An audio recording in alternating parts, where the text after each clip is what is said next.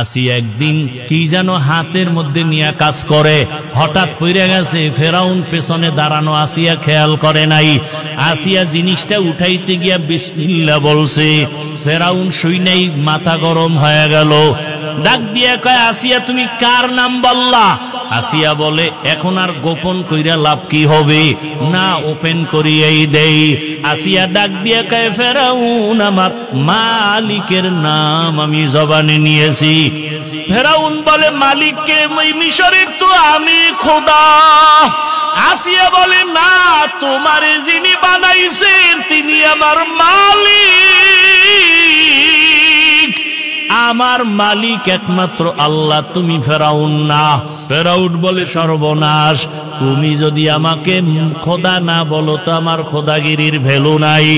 একবার হলেও বলো। আসিয়া বলে, এক বিন্দু না। ফেরাউন বলে, তুমি আমারে কানে কানে বলো। বলে, না, তাও হবে না।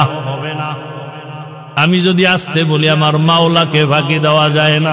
মিশরের মানুষ তোমারে ফাঁকি দিতে পারে, আমার মালিকরে ফাঁকি দেওয়া অসম্ভব।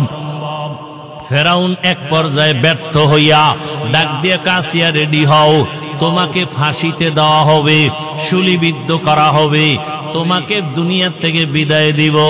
আসিয়া বলে, ফেরাউন ভয় দেখাইও না, দুনিয়াতে একবার আসছি, একদিন যাব, তবে আমার মালিকের না নিয়ে যাব না। আমার অন্তরে যে মালিকের মহব্বত, আমার এখন টাকার মহব্বত নাই, ক্ষমতার মহব্বত নাই। আমার পরিচয় আমার মালিক, আমার অন্তরে আমার আল্লাহকে জায়গা দিয়েছি। এখন আমার মরিয়া গেল আমার শান্তি, বেঁচে থাকলেও আমার সার্থকতা, আমার কোনো টেনশন নাই। ফেরাউন এক পর্যায়ে ঘোষণা দিয়া দিল, আসিয়ার ফাঁসি হবে, শুলিবিদ্ধ করা হবে। হাজার হাজার মানুষ রেডি হয়ে গেল দেখার জন্য। যখন আসিয়াকে শুলিবিদ্ধ করার জন্য মাঠে নেওয়া হয়, হঠাৎ করে আসিয়া কান্না শুরু করলেন। ও দয়ার মালিক, আমি ফেরাউনের কোনো ক্ষতি করি নাই, শুধু আমি তোমাকে আল্লাহ বলে স্বীকার করেছি, তোমারে সেজদা দিয়েছি, আর কিছুই না। আজ আমার ফাঁসি দেওয়া হয়, তুমি আমাকে ধৈর্য ধারণ করার তৌফিক দাও। আসিয়া হঠাৎ তাকায় দেখে রাস্তা দিয়া মুসা নবী হাঁটিয়া যায়। ডাক দিয়া কয়, নবী মুসা, জানেননি আমি আসিয়ার কি হালাত? কয়, জানি, তোমার এখন ফাঁসি হয়ে যাবে। মুসা নবীকে আসিয়া বলে, নবী আপনি একটু জানতে চাই, দোয়া করবেন, আর এই মুহূর্তে আমার আল্লাহ আমার উপরে রাজি না খুশি? আপনি তো আমার মাওলার সাথে মাঝে মাঝে তুর পাহাড়ে গিয়া কথা বলেন, ওরে আপনি তো কত মজা গ্রহণ করেন। আমারও তো মনে চায় মালিকের কাছে গিয়া কথা বলবো। আমি তো সেই রাস্তা খুঁজতেছি। বলে, মরণের পর্দা ভেদ করিয়া যাও, মালিকের সাথে মোলাকাত হয়ে যাবে। মুসা নবীর কাছে দোয়া চাইলেন আর জানতে চাইলেন আল্লাহ আমার উপরে বেজার না খুশি? মুসা নবী বললেন, হ্যাঁ আসিয়া, তোমার উপরে আমার মাওলা এখন অনেক খুশি। আসিয়া কথা শুই না আসমানের দিকে তাকাইয়া একটা চিৎকার দিয়া বলে, কালাত রব্বি বিনিলি ইনদাকা বাইতান ফিল জান্নাহ।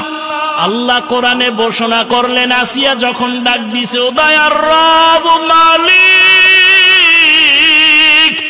এত বড় ক্ষমতাধর ফেরাউনের ঘরে থাকিয়াও ক্ষমতার লোভ করলাম না, আরামের বিছানায় ঘুমাইতে দিল না, খাইতেও দিল না। আজ আমার জীবনের শেষ বিদায়, বিদায় বেলা তোমার কাছে একটা দাবি, দুনিয়াতে থাকার জায়গা পাই নাই, আরামে ঘুমের জায়গা পাই নাই। ও দয়ার আল্লাহ, তোমার পার্শ্বে জান্নাতে একটা ঘর বানাইয়া দিও, তোমার পার্শ্বেই যেন আমি জান্নাতে একটু থাইকা আরাম করতে পারি। আসিয়া এই দোয়াটা কইরা ফাঁসির মঞ্চে যায়, কান্না বন্ধ করে এবার হাসতেছে। ফেরাউন কয়, বিপদের সময় কান্না বন্ধ, হাসো কেন? আসিয়া ডাক দিয়া কয়, ফেরাউন আমি যা দেখি তুমি তা দেখো না। আল্লাহ আমার অন্তর চক্ষু খুলে দিয়েছেন, আমি তাকাইয়া দেখি ওই জান্নাতে আমার ঘর, ওই ঘর আমি এখন নিজে চেহারাটা দেখতেছি। আসমানের মধ্যে লক্ষ লক্ষ ফেরেশতারা আমাকে নেওয়ার জন্য অপেক্ষা করে, আমাকে জান্নাতে নিয়ে যাবে। এই খুশিতে আমি হাসতেছি, তুমি বুঝবা না। আসিয়াকে যখন শুলিবিদ্ধ করা হয়, হাসতে হাসতে দুনিয়ার থেকে আসিয়া বিদায় হয়ে গেল। ও পর্দার আড়ালের আম্মা জানেরা, বোনেরা, আসিয়ার মতো বান্দি, ফেরাউনের মতো বেঈমানের ঘরে থাইকা যদি আমার আল্লাহকে আপন বানায় নেয়, আপনি কেন পারবেন না? দুনিয়া দুনিয়া কইরা কই সাদা কাফন ছাড়া তো কবরে কিছুই নেওয়া যাবে না। এখনো সময় আছে, তওবা করেন, আল্লাহকে ডাকেন আর বলেন, হে মালিক, জীবনে তো কম বেপরদায় চলি নাই, আর বেপরদায় চলবো না, নামাজ ছাড়বো না, মোবাইলে সময় নষ্ট করব না, স্বামীর মাল খেয়ানত করব না, স্বামীর মাল হেফাজত করব, নামাজ পড়ব, সন্তানগুলোকে আদর্শওয়ালা বানানোর মেহনত করব। এখন যদি তওবা করে নেন, দরজা খুলিয়া যাবে।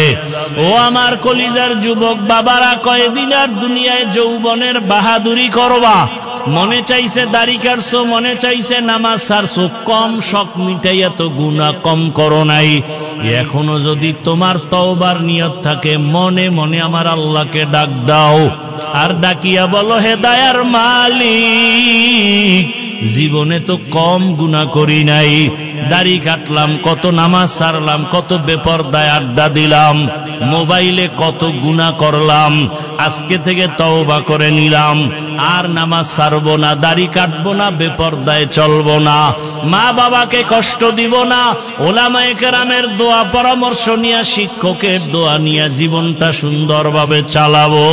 ওই মা বাবার দোয়া ছাড়া তোমার জীবনের দরজা খুলবে না রে বাবা। আজকে যার মা নাই, তার কাছে গিয়া দেখো মা কত ধন। যার বাবা নাই, তার কলিজাটা ফেটে যায়। ঈদের দিন সবাই ঈদের নামাজ পড়িয়া বাড়ি আনন্দ করে দৌড়ায়, আর এক যুবক কবরের কিনারায় দাঁড়ায় কান্না করে। ও যুবক, ঈদের দিন কাঁদো কেন? যুবক বলে, গত ঈদগাহে আমার আব্বাকে পাশে নিয়ে নামাজ আদায় করেছিলাম।